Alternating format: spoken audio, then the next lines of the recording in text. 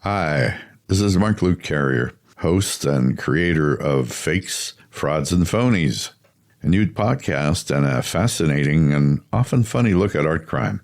Now, don't expect fancy intro music or sound effects, but you can expect damn good stories about art forgers, thieves, and rogues of every description. You'll meet guys like Han van Meegeren and the forger who cooked his paintings until they were just right.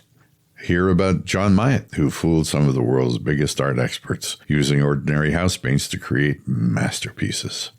Masterpieces of deceit is what they were. Discover Almeida Hori, who could paint a Picasso before lunch, a Mondrian after dinner, and managed to sell them to astute gallery owners and museum curators all over the world.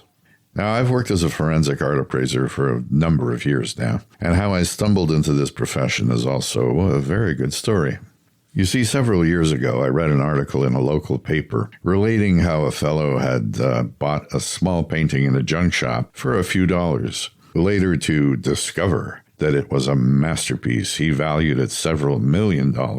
Now note that he valued, not an expert. It soon dawned on me that the whole thing was a boondoggle, especially when I learned that he was collecting funds from hapless investors to authenticate the work, promising astronomical returns when the painting was finally declared a genuine masterpiece. As you might have guessed, his backers never saw a penny of return and lost their original investments, as much as $1 million in one case.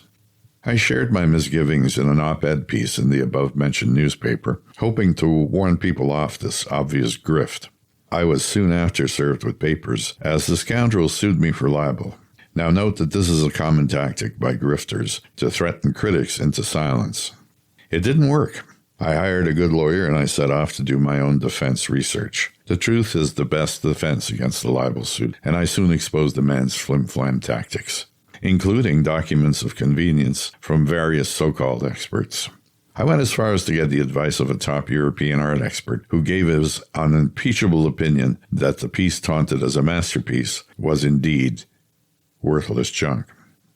I can't say that I enjoyed being sued for libel. It's quite an unnerving experience, but I did enjoy doing the research for my defense. Indeed, so much so that I registered for an art appraisal course with the International Society of Appraisers, often simply known as the ISA. I'm happy to report that I graduated with flying colors and soon embarked on a new career as a registered fine arts appraiser with a specialty in fakes, frauds, and phonies.